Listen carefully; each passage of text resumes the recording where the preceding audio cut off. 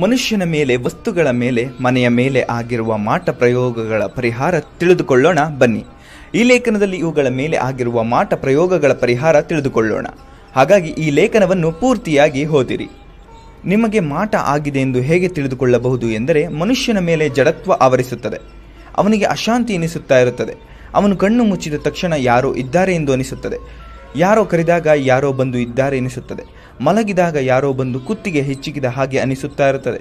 ಈ ರೀತಿಯೆಲ್ಲ ಆದರೆ ಮನುಷ್ಯನ ಮೇಲೆ ಮಾಟ ಪ್ರಯೋಗ ಆಗಿದೆ ಎಂದು ನಿಮಗೆ ತಿಳಿಯುತ್ತದೆ.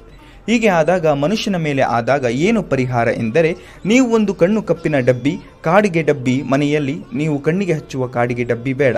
ಇದಕ್ಕಾಗಿ ನೀವು ಪ್ರತ್ಯೇಕವಾಗಿ ಬೇರೆ ಕಾಡಿಗೆ ಡಬ್ಬಿ ತೆಗೆದುಕೊಂಡು ಈ ಕಾಡಿಗೆಯನ್ನು ಹೆಣ್ಣು ಮಕ್ಕಳು ಎಡಕಾಲಿಗೆ ಹಾಗೂ ಗಂಡು ಮಕ್ಕಳು ಬಲಕಾಲಿಗೆ ಯಾರಿಗೂ ಗೊತ್ತಾಗದ ರೀತಿಯಲ್ಲಿ ಪಾದದಲ್ಲಿ ಹಚ್ಚಿಕೊಳ್ಳಬೇಕು.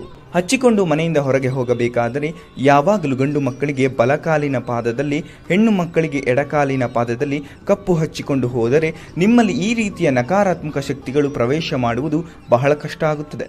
ಮತ್ತು ಇನ್ನೊಂದು, ಮನುಷ್ಯನ ಮೇಲೆ ಪ್ರಯೋಗ ಆಗಿದೆ ಎಂದು ಯಾವ ರೀತಿ ಗೊತ್ತಾಗುತ್ತದೆ ಎಂದು ನೋಡೋಣ.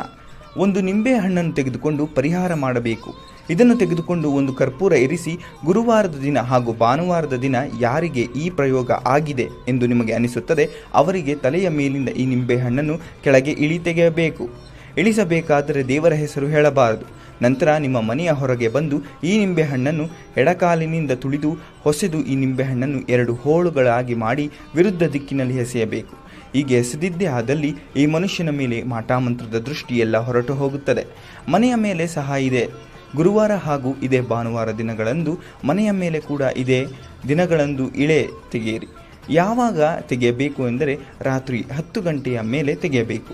ತೆಗೆದು ಮನೆಯ ಸಿಂಹದ್ವಾರದಲ್ಲಿ ಇಟ್ಟುಕೊಂಡು ಪೂರ್ವ ದಿಕ್ಕಿಗೆ ತಿರುಗಿ ಹೊಸಕಿ ಹಾಕಿ ನಿಂಬೆಹಣ್ಣಿನ ಇಳೆ ತೆಗೆಯಬೇಕು.